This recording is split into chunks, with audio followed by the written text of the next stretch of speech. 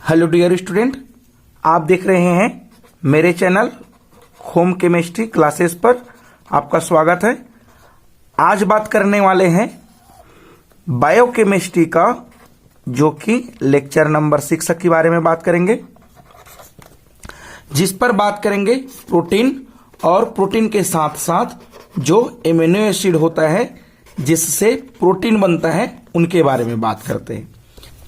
चलिए जानते हैं आखिर प्रोटीन क्या होता है। प्रोटीन जो होता है वह जीव जगत में सर्वाधिक पाए जाने वाले जैव मॉलिक्यूल्स होता है।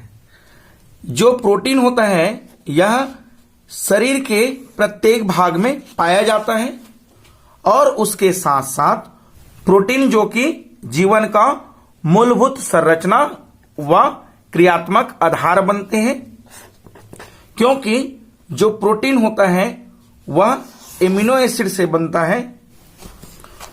प्रोटीन की डिस्कवरी के बारे में बात करें तो प्रोटीन को सबसे पहले डच के जो केमिस्ट हैं, जिसे जेरेडस ऑन्स मल्डर्स जो था, उन्होंने 1839 में प्रोटीन की खोज की है।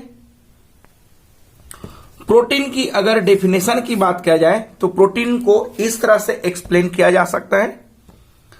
सभी जीवों में पाए जाने वाले जो प्रोटोप्लास्ट होता है, उस प्रोटोप्लास्ट का आधार जिस जटिल ऑर्गेनिक कंपाउंड से बनता है या जिस जटिल ऑर्गेनिक कंपाउंड के कारण होता है उसे प्रोटीन कहा जाता है। प्रोटीन शब्द की उत्पत्ति ग्रीक शब्द जो कि प्रोटियोस से हुआ है, जिसका अर्थ होता है प्राथमिक या अति आवश्यक या अति महत्वपूर्ण। जो शरीर के लिए अति आवश्यक या जिसकी प्राथमिकता बहुत ज्यादा होता है उसे जो कि प्रोटीन कहा जाता है। बात करें अगर सोर्स की, तो जो प्रोटीन है वह दूध, पनीर, दाल, मूंगफली, मांस, मछली से मिलता है। प्रोटीन की प्रॉपर्टीज की बात किया जाए तो जो प्रोटीन है उस प्रोटीन के जो रासायनिक रूप होता है या रासायनिक रूप से जो प्रोटीन है वह अल्फा एमिनो एसिड के जो कि पॉलीमर या बहुलक होता है। प्रॉपर्टी नंबर 2 की बात किया जाए तो जो अल्फा एमिनो एसिड होता है वह जो यूनिट होता है उस पर जो बॉन्ड होता है वह CONH के बीच में एक बॉन्ड क्रिएट होता है और इस तरह से इसी के बीच में जो बॉन्ड रहता है उससे जो कि अल्फा एमिनो एसिड आपस में जुड़ा रहता है, जिसे पेप्टाइड बॉन्ड कहा जाता है। तो इस तरह से जो अल्फा एमिनो एसिड होता है उसे पढ़ने के बाद पेप्टाइड्स बॉन्ड क्लियर हो जाएगा, जो कि आगे पढ़ाएंगे। और इस तरह से जो जिसका मॉलिक्यूलर वेट अगर 10,000 तक का हो तब उसे जो कि पेप्टाइड्स कहा जाता है, और अगर जिसकी मॉलिक्यूलर वेट्स जो 10,000 से अधिक होता है उसे पॉलीपेप्टाइड्स कहा जाता है। और एक तरह से जो जिसकी मॉलिक्यूलर वेट 10,000 से अधिक हो उसे ही दरअसल में प्रोटीन कहा जाता है। अगर प्रोटीन को पढ़ने से पहले हमें अल्फा एमिनो एसिड को पढ़ना होगा। जो एमिनो एसिड होता है वह कई प्रकार के होता है, अल्फा, बीटा और गामा, इस तरह से। लेकिन जो एमिनो एसिड बनाता है वह सिर्फ और सिर्फ अल्फा एमिनो एसिड के कारण ही बनता है। चलिए देखते हैं आगे अल्फा एमिनो एसिड को। चलिए यहां पास बात करते हैं एमिनो एसिड के बारे में। जो एमिनो एसिड होता है वह एमिनो एसिड जिस पर जो कि फंक्शनल ग्रुप होता है वह डबल होता है। तो इस तरह से कह सकते हैं कि जिसकी फंक्शनल ग्रुप या जो एमिनो एसिड होता है उस पर डबल फंक्शनल ग्रुप होता है और इस तरह के जो मॉलिक्यूल्स होता है उस मॉलिक्यूल्स को जो कि एमिनो एसिड कहा जाता है। और इसमें जो डबल फंक्शनल ग्रुप होता है वह एक फंक्शनल ग्रुप होता है कार्बोक्सिलिक एसिड और एक फंक्शनल ग्रुप होता है जिस पर एमीन होता है। कार्बोक्सिलिक एसिड को जो कि COOH से डिनोट किया जाता है और एमीन को जो कि NH2 से डिनोट किया जाता है। और अगर इस तरह से किसी भी कार्बन पर जो कि कार्बोक्सिलिक एसिड और उस कार्बन पर जो एमीन ग्रुप प्रेजेंट हो तब इसे जो कि एमिनो एसिड कहा जाता है, जिस पर कार्बोक्सिलिक एसिड और एमीन जो कि फंक्शनल ग्रुप है तब इसे एमिनो एसिड कहा जाता है। और जो एमिनो एसिड होता है वह एमिनो एसिड दरअसल में alpha beta gamma amino acid भी होता है, लेकिन जो प्रोटीन बनता है अल्फा एमिनो एसिड से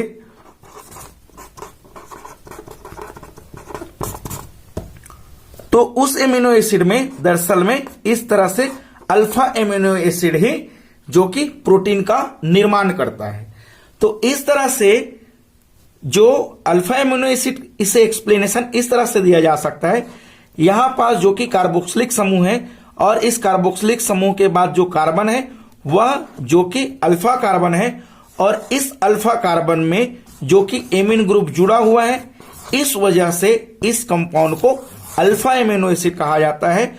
और अल्फा एमिनो एसिड जो होता है उस अल्फा एमिनो एसिड के जल अपघटन के द्वारा जो कि प्रोटीन का निर्माण करता है। इस तरह से जो अल्फा एमिनो एसिड होता है, इस अल्फा एमिनो एसिड के जो कि कार्बन की जो हाइब्रिडाइजेशन है, इस कार्बन की हाइब्रिडाइजेशन जो कि sp3 हाइब्रिडाइजेशन है और इस पर जो जुड़ा हुआ R ग्रुप है उस R ग्रुप को दरअसल में पार्श्व श्रृंखला कहा जाता है। और इस R में अगर हाइड्रोजन हो तब उस जो प्रोटीन या जो एमिनो एसिड बनेगा उसे जो कि ग्लाइसिन कहा जाएगा। वैसे ही अगर इस R के जगह में अगर CH3 जुड़ जाए तब उस कंडीशन में इसे एलानिन कहा जाएगा। और अगर R के जगह में CH3 और इस तरह से H अगर जुड़ जाए तब इस कंडीशन में इसे जो कि वेनिलिन कहा जाएगा। और अगर इस R के जगह में जो कि NH2 और इस तरह से जो CH2 का 4 मॉलिक्यूल जुड़ जाए उस कंडीशन में इसे जो कि लाइसिन कहा जाएगा। और इसके अलावा अगर COOH NH2 CH2 इस तरह से अगर R की जगह में जुड़ जाए उस कंडीशन में इसका नाम जो कि ग्लूटामिक एसिड या ग्लूटामिक कहा जाएगा। वैसे ही एक और बात कर लें, COOH और CH2 अगर जुड़ जाए इस कंडीशन में इसे जो कि एस्पार्टिक कहा जाएगा। तो इस तरह से जो एमिनो एसिड है इस एमिनो एसिड की बहुत ही जरूरी होता है, इसे याद कर लेंगे। जो एमिनो एसिड होता है उसे फंक्शनल ग्रुप के आधार पर इन्हें क्लासिफिकेशन किया गया है। तो इस तरह से एमिनो एसिड की क्लासिफिकेशन किया जा सकता है। सबसे फर्स्ट नंबर पर बात किया जाए तो पहला होता है न्यूट्रल एमिनो एसिड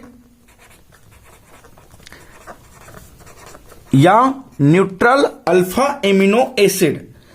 अगर इस तरह से जो एमिनो एसिड है, अभी तक हमें पता चल गए हैं आखिर जो एमिनो एसिड होता है उस एमिनो एसिड पर जो कि एमिन ग्रुप होता है और उसके साथ साथ जो कि कार्बोक्सिलिक ग्रुप भी पाया जाता है। और इस तरह से जो कार्बोक्सिलिक ग्रुप होता है वह जो कि एसिडिक नेचर का होता है, और जो एमिन होता है और इस एमिन में जो कि नाइट्रोजन पर लोन पेयर ऑफ इलेक्ट्रॉन होने की वजह से यह जो कि बेसिक नेचर दिखाता है। और अगर एमिन है और कार्बोक्सिलिक एसिड है और इन दोनों की अगर संख्या सेम रह जाए तब उसे जो कि न्यूट्रल एमिनो एसिड कहा जाता है। वैसे ही इसके सेकेंड नंबर प्रकार की बात किया जाए जिसे एसिडिक एमिनो एसिड कहेंगे। और अगर इस तरह से जो बेसिक नेचर रखने वाले एमिन और कार्बोक्सिलिक एसिड जो कि एसिडिक नेचर रखता है, इस कंडीशन में जो कार्बोक्सिलिक एसिड की संख्या ज्यादा हो तब इसे जो कि एसिडिक एमिनो एसिड कहा जाएगा।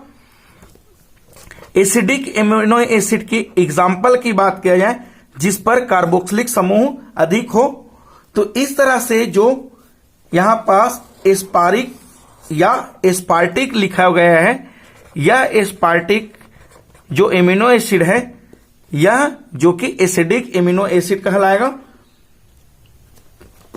इसे इस तरह से लिखे जा सकते हैं, जो R है उसके जगह में COOH और CH2 इस तरह से, और CH कार्बोक्सिलिक समूह डाल दे और इस कार्बन पर जो कि NH2 है। इस कंडीशन पर देखें तो कार्बोक्सिलिक समूह की संख्या जो कि 2 बार है, यानी कि एस्पारिक या एस्पार्टिक जो होता है वह एसिडिक एमिनो एसिड होता है। वैसे ही न्यूट्रल एमिनो एसिड की बात किया जाए तो न्यूट्रल एमिनो एसिड पर अगर एमिन और कार्बोक्सिलिक एसिड की संख्या समान हो, एग्जाम्पल की बात किया जाए इस तरह से एलानिन इनकी एग्जाम्पल है, जिस पर जो कि CH3 R के जगह में लग जाएगा और CH3OH और इस कार्बन के नीचे पर NH2 है। इस कंडीशन पर जो कार्बोक्सिलिक एसिड और एमिन है वह जो कि सेम संख्या पर है, इसलिए इसे जो कि न्यूट्रल एमिनो एसिड कहा जाता है। थर्ड नंबर पर बात किया जाए जिसे बेसिक एमिनो एसिड कहा जाता है, और इस बेसिक एमिनो एसिड में जो कि बेसिक नेचर रखने वाले एमिन ग्रुप की संख्या ज्यादा हो और कार्बोक्सिलिक समूह की संख्या जो कि कम हो, तब इस कंडीशन में एमिनो एसिड को बेसिक एमिनो एसिड कहा जाता है। इसकी एग्जाम्पल की बात किया जाए तो इसकी एग्जाम्पल है लाइसिन, और लाइसिन पर R की जगह जो एमिनो एसिड है उस एमिनो एसिड पर R की जगह में इस तरह से NH2 और यहां पास CH2 की जो कि 4 मॉलिक्यूल्स है वह CH और COOH और इस H के नीचे में NH2 है। इस कंडीशन पर इसमें देखा जाए तो जो एमिन जो कि बेसिक नेचर रखने वाले एमिन्स की संख्या अधिक है, इस कंडीशन में इसे जो कि बेसिक एमिनो एसिड कहा जाता है। इसके अलावा इसकी क्लासिफिकेशन 4th नंबर पर इसकी आवश्यकता को देखते हुए कहा गया है, जैसे कि एमिनो एसिड 20 तरह से अल्फा एमिनो एसिड होता है, और इस 20 तरह से अल्फा एमिनो एसिड में जो 10 प्रकार के अल्फा एमिनो एसिड होता है वह जो कि शरीर पर खुद ही संश्लेषित होता है, और इस तरह से इनकी संश्लेषण होने की वजह से इसे अनावश्यक प्रोटीन कहा जाता है। और इसके अलावा जो 10 अल्फा एमिनो एसिड होता है जो कि शरीर पर संश्लेषित नहीं होता है, जिसे बाहर से या भोज्य पदार्थ के रूप में लेना रहता है, तब इसे आवश्यक प्रोटीन कहा जाता है। और इस तरह से जो आवश्यक प्रोटीन होता है, इस आवश्यक प्रोटीन की कमी से जो कि क्वाशियोरकर नाम का जो कि बीमारी होता है, जिस पर प्रोटीन की शरीर में कमी हो जाता है, जिससे कुपोषण का शिकार हो जाते हैं। और इस तरह से जो कुपोषण से शिकार होने वाले भारत में जहां अकाल होता है, उस जगह में कुपोषण के शिकार वाले बच्चे बहुत ही अधिक दिखता है। जो एमिनो एसिड होता है, इसकी नेमिंग की बात करें, अगर कार्बोक्सिलिक एसिड जो कि कार्बोक्सिलिक एसिड के कार्बन या अल्फा कार्बन पर जो NH2 है, यह NH2 जो कि राइट साइड है, जिसके वजह से इनका नाम जो कि डी एमिनो एसिड है। और वैसे ही अगर यह NH2 जो है वह उस अल्फा कार्बन के जो कि लेफ्ट साइड प्रेजेंस हो, या उस कंडीशन में इसका नाम जो कि एल एमिनो एसिड होता है। राइट साइड एमिनो एसिड की होने से इनका नाम डी एमिनो एसिड, और एमिनो एसिड का लेफ्ट साइड होने की वजह से इनका नाम जो कि एल एमिनो एसिड इनकी अभिविन्यास होता है।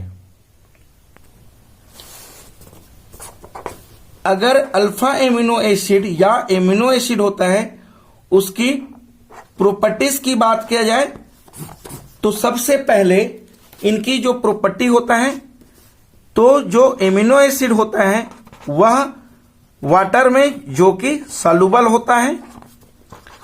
सेकेंड नंबर इनकी प्रॉपर्टी की बात किया जाए तो जो एमिनो एसिड होता है वह कलरलेस होता है। थर्ड नंबर की बात किया जाए तो जो एमिनो एसिड होता है उसकी जो मेल्टिंग पॉइंट होता है वह बहुत ही अधिक है, जो कि सॉलिड क्रिस्टल फॉर्म पर होता है। और इस तरह से जो सॉलिड क्रिस्टल फॉर्म पर होता है, इसके वजह से यह जो कि ज्विटर आयंस देता है। तो इस तरह से जो ज्विटर आयंस है उसे नेक्स्ट लेक्चर में पढ़ते हैं। Thank you.